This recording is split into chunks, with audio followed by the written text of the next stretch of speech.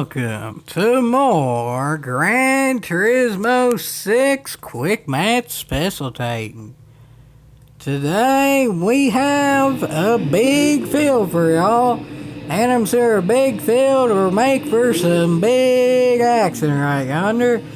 We have some cars here that might be able to run away, but we have a whole heck of a heap of those cars, so I'm sure there'll still be some good racing right yonder. And there's still a plethora of other cars as well, and I kind of feel sorry for that one in last there. At least he's put in a position where he's not going to get, killed off the track, I guess. But he's put in the worst position possible, nonetheless, even though that is last place. Last place is still the worst position possible, no matter what size your car is, or your truck is. And, well, that truck actually is kind of trucking along there, not looking really all that bad there. He's up in the thick of things with all this racing right yonder. And, well, all this racing right yonder is with a lot of cars there.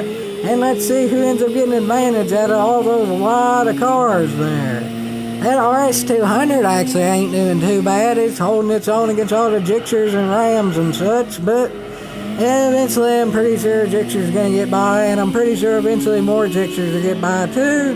But even if they do get by, they'll get by with some good racing right under, and well, yeah, that Gixxer is indeed going by. And yeah, I think that Ram's probably gonna try to go by too, but can the Ram make it stick on the RS200?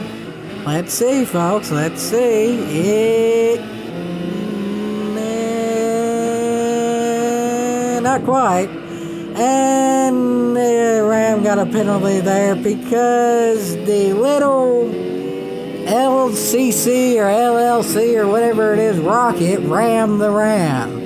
That weighs 390 kilograms or something like that, and that rammed the Ram, and that gave the Ram a penalty.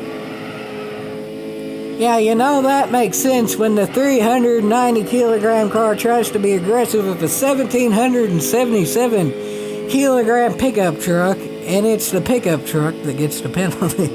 And yeah, and that's cutting the track too, and yeah, well, that rocket doesn't really deserve to win this one, I really don't think. Cutting the track and racing dirty against a vehicle that literally weighs like 6 times more than it or something like that ain't exactly the smartest of decisions.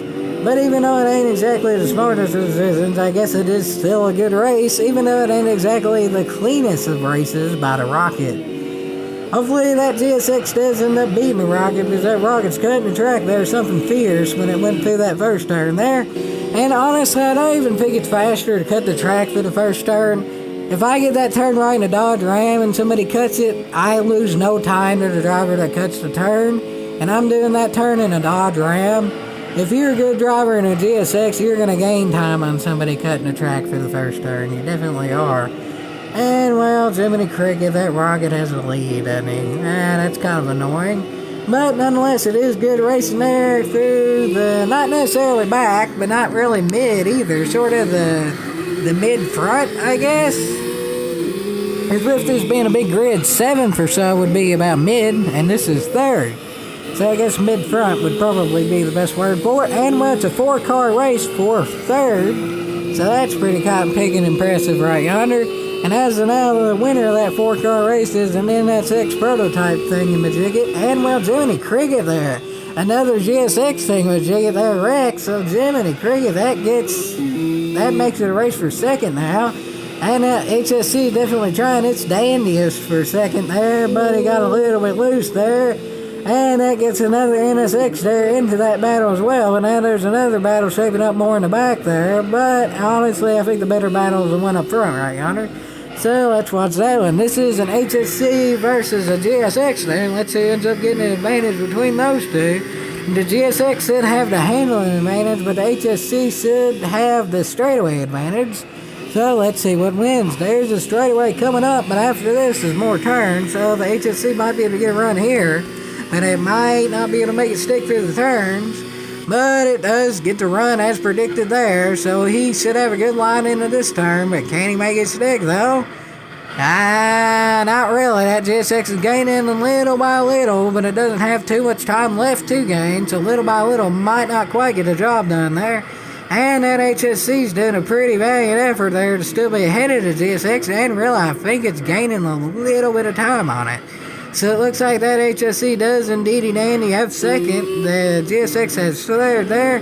But Jiminy Cricket, it's a battle and a half for fourth there. Can the Ram retain fourth? Well, actually I sort of do know. That one car went to wall there. So yeah, I'd say that Ram will be able to retain fourth, more likely than not.